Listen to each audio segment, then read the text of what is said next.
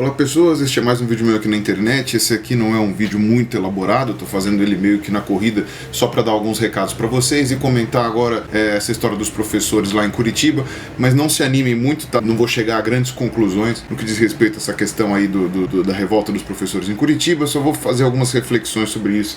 Bom, os recados são rápidos. O primeiro que eu queria fazer é dizer que o pessoal da Biosfera, do site Biosfera, que eu já tinha comentado aqui naquele meu vídeo falando sobre os adblocks, aqui eu vou deixar linkado aqui embaixo, fazem aquele sistema de estudo de anatomia através de simulação computadorizada 3D. É muito legal, você consegue remover todos os sistemas ali, isolar eles para você conseguir estudar, tem todos os nomes lá das estruturas. Eles estão crescendo muito nisso daí porque é uma coisa bastante inovadora, deve dar um trabalho desgraçado, mas é muito inovador, e o Vitor, pelo menos, que é com quem eu converso, disse que está vendendo bem, assim, principalmente para estudantes de biologia veterinária, né? Afinal de contas ele é biólogo e a esposa dele é veterinária. E inclusive agora tem para baixar também o Anatomia de Aves, tá? Que eles fizeram uma pomba e você pode retirar lá todas as estruturas da pomba e analisar a parte interna e girar. É muito legal, você pode colocar macho e fêmea. Assim, é uma coisa extraordinária, muito bem feita. E também tem o de anatomia humana, que é bastante detalhado também. Então eu acho que se vocês estudam matérias ligadas à parte de saúde,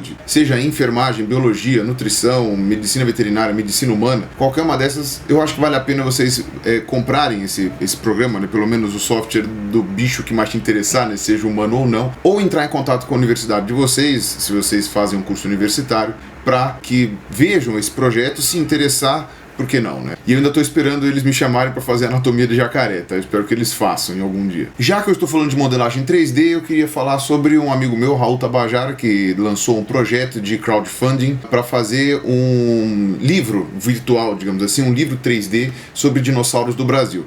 Ele tinha me contactado há muito tempo atrás sobre essa ideia, né? A gente tinha se encontrado na UPix do ano passado, aí a gente meio que levantou a bola para ver como é que ia ser feito e tal. Eu ia dar uma consultoria paleontológica para ele, enquanto isso ele entrar com a parte tecnológica. A gente procurou algumas fontes de financiamento privada, mas o pessoal sempre falava que tudo bem, depois dava para trás, porque isso não é um projeto barato, é um projeto que requer a contratação de outras pessoas, requer, enfim, muito tempo disponível. E no fim das contas a gente acabou se afastando e depois ele acabou entrando em contato com um paleoartista que é o Pepe lá de Monte Alto, e acabaram então fazendo um projeto lá pro pessoal de Monte Alto, que aqui no interior de São Paulo tem um museu de paleontologia muito legal lá. Quem vai ajudar eles na consultoria agora é o Fabiano, que é paleontólogo lá de Monte Alto, abrindo então um crowdfunding para poder fazer esse projeto sair do papel. Então se tiver aí alguma empresa, algum patrocinador, alguém que queira ajudar a financiá-los, eu acho que talvez seja uma coisa interessante. Aí qualquer coisa eu também, sei lá, posso ajudar, posso colaborar. E se por um acaso não tiver nenhum patrocinador grande, as pessoas aí que tiverem alguma graninha que quiserem ajudar, eu vou deixar aqui embaixo também o link. É um projeto bem interessante, vocês vão ver que fica muito legal. Para continuar nessa onda, o próximo recado que eu queria dar para vocês é sobre o Avistar Brasil. O Avistar é um grupo de observadores de pássaros, tá? É um grupo de amadores que acabam se profissionalizando até de alguma forma. É um hobby feito com seriedade, digamos assim, em que eles observam pássaros e identificam as espécies e tal. E a relevância disso, né, de pessoas comuns da população observarem pássaros e ajudarem eles a observarem pássaros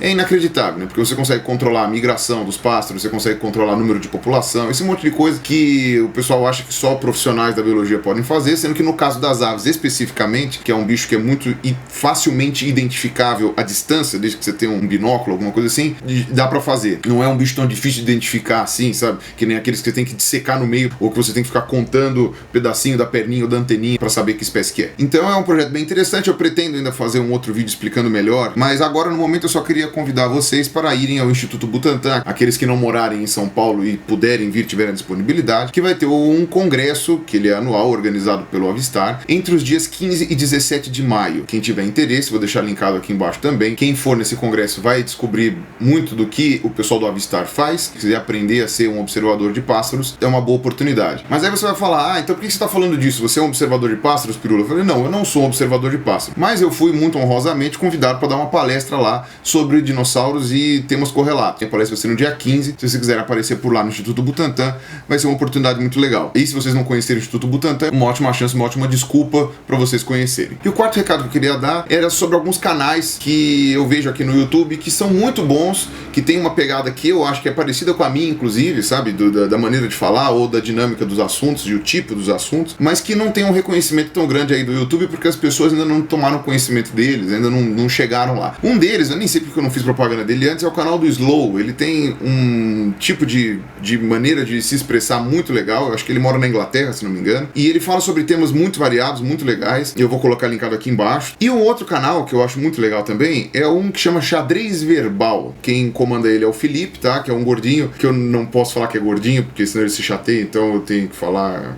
negar a realidade, dizer que ele é magrinho, bom, enfim. E ele é formado em História, ele também tem uma levada muito legal. Eu vou recomendar aqui especificamente 2 vídeos dele. Um, que é um vídeo que ele explica sobre o Tiradentes, que ele fez agora no dia 21 de abril, que eu achei muito legal. E ele, inclusive, explica como é que é a dinâmica da história como ciência, né? A disciplina História como ciência. Que bate muito com o que eu tento falar para as pessoas sobre o que é biologia. Dá uma olhada lá e aprenda algumas coisas sobre o Tiradentes também, que vale a pena. E um segundo vídeo, que foi um vídeo que foi uma encomenda minha, digamos assim, eu que pedi para ele, encher o saco dele para ele fazer, que era sobre as manifestações que ocorreram agora dia 15 de março e 12 de abril, sobre o impeachment da Dilma e tal, comparando com as manifestações do Passe Livre lá, do movimento Passe Livre lá, dos 20 centavos, em 2013. Eu queria entender por que eu tinha sentimentos diferentes com relação a cada uma dessas manifestações. Por que eu apoiei no começo, né, aquela manifestação dos 20 centavos, depois eu percebi que também não ia dar em nada e acabei até ficando meio assustado com o que eu tava vendo, né? Os 2 vídeos eu vou deixar linkados aqui embaixo também, para quem não viu na época, né? São vídeos antigos. E essas manifestações agora do dia 15 e do dia 12, não fiz nenhum tipo de mobilização, nenhuma campanha, nenhuma propaganda para as pessoas irem nessas manifestações do dia 15 e do dia 12. Então eu queria entender por que eu tinha essa angústia interna, por que eu não conseguia ter o mesmo tipo de sensação ou de emoção para uma e não para outra. E ele explicou de uma maneira muito legal lá no vídeo dele, então eu recomendo que vocês vejam também, ainda que vocês não concordem com o que ele disse, eu acho que vale a pena, pelo menos para vocês terem uma noção do que um historiador poderia dizer sobre isso, tá? Também não estou dizendo que todo historiador teria a mesma opinião que ele, mas apenas um exemplo, certo? Pegando o gancho desse vídeo que ele falou sobre as manifestações, eu vou falar aqui, vou dar um tostão da minha voz sobre a questão dos professores em Curitiba, tá? Que eu acho que foi agora uma situação muito violenta, né? Você vê aquelas imagens muito chocantes de professores, às vezes até senhoras e senhores, pessoas mais velhas, ensanguentados, né? Tomaram bala de borracha, tomaram bomba de gás lacrimogêneo. Uma situação realmente muito lamentável. Ao mesmo tempo que você viu também os professores tentando invadir lá, acho que a Secretaria de Educação. E, gente, eu vou ser muito sincero, eu não tenho condições, né, de estudar tudo sobre esse assunto. Tem muita gente falando uma coisa que desmente depois, muita gente falando outra que desmente a primeira. Então eu não vou dar aqui a minha opinião sobre essas manifestações, se eu acho que ela é legítima ou não, se os professores estão certos ou errados. A polícia meio que é difícil dizer que ela está certa, né? Porque não acredito que, por mais que algumas pessoas estivessem vandalizando ali, você precisasse tacar a bomba em senhoras, então, precisasse tacar uma bala de borracha numa senhora. Então eu não sei, eu acho que fica muito difícil você defender a violência da polícia. Por muito menos, aquela manifestação dos 20 centavos lá parou o Brasil, basicamente estimulada pela violência dos policiais. Então eu não vou ficar esmiuçando aqui um assunto que eu não estudei, um assunto que eu não sei direito quais são os detalhes, não sei direito quais são as reivindicações, não sei qual era a reclamação, por isso eu prefiro não me manifestar sobre isso, certo? Mas eu tenho algumas coisas para acrescentar, principalmente sobre argumentos que eu vi as pessoas na timeline do Facebook, no Twitter, comentando, certo? Argumentos que eu discordo e eu vou dizer por que eu discordo e quais são esses pontos. Primeiro, nós estamos em crise, o Brasil está em crise, a gente está em recessão, não me interessa agora de quem é a culpa, ou se é do partido X ou Y, o que interessa é que nós estamos em crise, e a crise, a recessão, ela suscita alguns sentimentos de revolta, tá, nas classes que precisam pagar mais contas. Então isso entra a classe baixa, a classe média baixa e uma parte da classe média alta também, que percebe, né, que um choque muito maior quando você tem essa crise. E aí tem aquela sensação de injustiça que acontece, aquele sentimento de injustiça, quando você vê os políticos dando aumento de salário, né, ou então a classe governante cortando gastos das pessoas que pagam impostos e não deles mesmos, né, porque eles já ganham muito mais, ainda que cortar deles mesmos talvez não fosse resolver o problema, mas enfim, o povo sente aquela sensação de injustiça e a classe política passa a ser cada vez mais distante do povo. Você tem aquela sensação de deslegitimização, não sei se essa palavra existe, mas enfim, a classe política passa a não representar mais a população não se identifica mais com a classe política e deslegitima o poder que eles têm. Isso gera revolta, isso gera confusão, confusão, isso gera baderna. Quase todas as manifestações acabam envolvendo alguma coisa desse tipo. Com a desigualdade social do Brasil, que é muito grande, você acaba virando um clima praticamente de Revolução Francesa, sabe? Ou seja, uma classe, uma casta muito rica, minoritária, e em que você fica sabendo de escândalos de corrupção e que ganha muito bem e que tem um monte de benefícios que não perdem nunca. Uma outra classe que se sente oprimida, enfim, que se sente infeliz, que não se sente mais representada. Então não importa se essa manifestação dos professores agora, se essa greve que eles fizeram é legítima ou não. O que importa é, dadas as condições do Brasil e como ele se encontra agora, essas manifestações vão acontecer, tá? Esta é a primeira de muitas que vão acontecer em cada uma das classes. Amanhã pode ser até os próprios policiais entrando em greve, a gente não sabe. Isso vai ser inevitável, isso vai aparecer, deal with it. Um argumento que eu vi as pessoas usarem muito é que se o professor está insatisfeito com o seu salário na rede pública, ele que peça demissão, vaze e procure outra coisa para fazer da sua vida. Ok, eu não vou nem entrar no mérito de que você virar um desempregado de uma hora para outra não é uma coisa muito fácil e que você às vezes não consegue um emprego assim de uma hora para outra, um emprego novo. Porém, digamos, pro bem do argumento, que isso realmente resolvesse o problema do professor. O professor sai da rede pública e ele arruma um emprego do dia pra noite, enfim, digamos que isso aconteça. Isso resolve o problema individual do professor. Isso não resolve o problema da educação pública no Brasil. Você vai gerar escolas, como já acontece em alguns lugares, que não tem professor. E a escola continua ali. A escola fica sem professor ou coloca só aqueles professores eventuais, que são os professores coringa, né? Que dão aula do que tiver faltando ali, né? Então, hoje faltou professor de história e de matemática. Então o cara vai dar aula de história e matemática. E aí, aquela educação que já é ruim com o professor, sem o professor, fica nula. Você passa a ter alunos e jovens que não estão estudando. Eu não vejo como isso pode ser bom. Eu não vejo a menor possibilidade disso ser bom. Mas o aluno pode ser autodidata. A gente não tá falando de alunos que podem ser autodidatas. Acorda. Isto não tem como ser bom. Aí outras pessoas eu vi argumentando que a solução é privatizar tudo. Ponto. Acaba com o ensino público, fim do ensino público, ele não serve pra nada, é só um retrocesso. Isso seria lindo também, na Rua do Pirulito, na casa do chiclete tutti-frutti. Não é assim que as coisas funcionam. O ensino privado possui seus vícios também, possui seus defeitos, que não são poucos. Um exemplo que eu posso dar, que eu estava até discutindo com meus amigos essa semana, é que todos os professores que eu conheço da rede privada, todos, seja de faculdade, seja de escola, já sofreram pressão da coordenação ou da diretoria para aprovar alunos que não tinham nota para passar. E não era aluno que estava na borda ali, estava com 5.8, na média 6 e tal. Não, alunos que não tinham a menor condição de passar, sofreram pressão dos seus superiores para passar esses alunos por vários motivos, seja porque o aluno era filho de alguém muito importante, seja porque o aluno estava pagando a mensalidade em dia e o colégio estava com dificuldades financeiras, seja porque o aluno é filho de pais que fazem muito barulho, né? Então os pais vão lá e ficam reclamando, seja porque os pais deles são amigos do pessoal da direção ou da coordenação, às vezes são até filhos deles. Ok, isso também acontece no ensino público aqui no Brasil, mas que eu já vi de alguns amigos meus e amigas que dão aula em escola pública,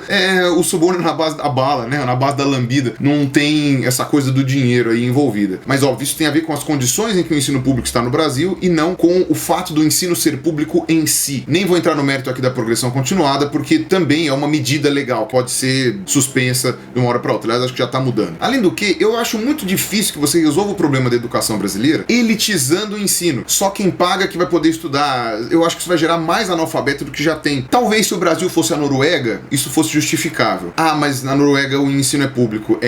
Esqueci.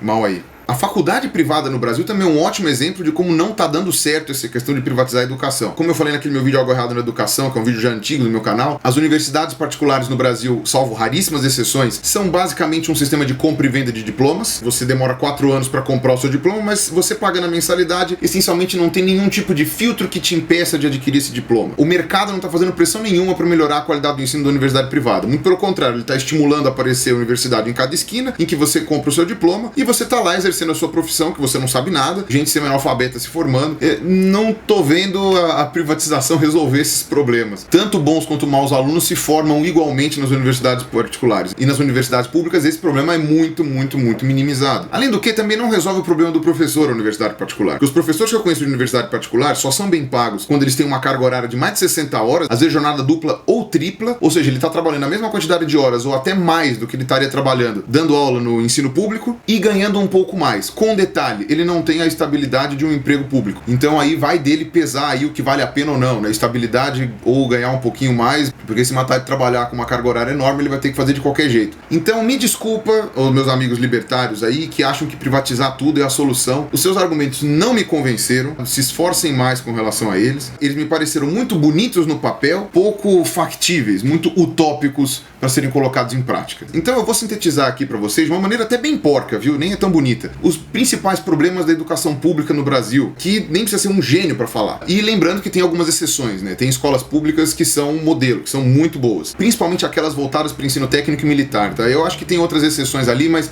no geral são poucas. Pais colocam filhos no mundo e acham que o professor que tem que resolver tudo, sabe? Eu não quero educar meu filho, eu deixo pro professor fazer isso e o professor tem que se virar com tudo, tanto a parte que lhe cabe quanto a que não lhe cabe. 2, famílias totalmente desestruturadas ou que vivem em lugares completamente abandonados, tanto pelo poder público quanto privado, que o aluno não tem nenhum bom motivo para continuar estudando, ele não enxerga a razão dele ter que estudar. Então isso também dificulta muito o ensino. 3, professores jurássicos que não conseguem falar a mesma língua dos alunos, porque nos últimos 20, 30 anos, os pulos de geração foram tão rápidos que, dependendo de como for, simplesmente é incomunicável, não tem condições. E quando o problema não é esse, o problema é que muitos desses professores, às vezes até mais jovens, foram formados por essas mesmas universidades que eu falei agora há pouco e não sabem nada. Então como é que você vai ensinar um aluno se você também é mal formado, se você também não sabe porcaria nenhuma, se você não recebeu esse tipo de instrução ou de treinamento? Então a formação de professores no Brasil também é bastante capenga. E 4, escolas sucateadas, ou seja, a escola é um muquifo que não tem condições nem para abrigar refugiados de guerra, então que dirá para abrigar de maneira saudável, harmônica e salubre alunos que estão tentando estudar e professores que estão tentando ensinar. Se você não tiver uma resolução desses 4 pontos, desses 4 problemas, pode ter impeachment, pode mudar o governo, pode prender mensaleiro, prender petroleiro, prender metrozeiro, pode prender todo mundo que está roubando, pode cortar o salário dos políticos, pode ter Copa, pode ter Olimpíada, pode ter bolo, pode ter o que for. Não vai mudar nada. Nada. Então eu acho que era isso que eu tinha para dizer, não sei se eu acrescentei muita coisa para vocês, mas enfim, era o que eu tinha para falar sobre esse assunto, achei importante compartilhar com vocês, beleza? Então é isso aí, um abraço, falou para vocês e até a próxima.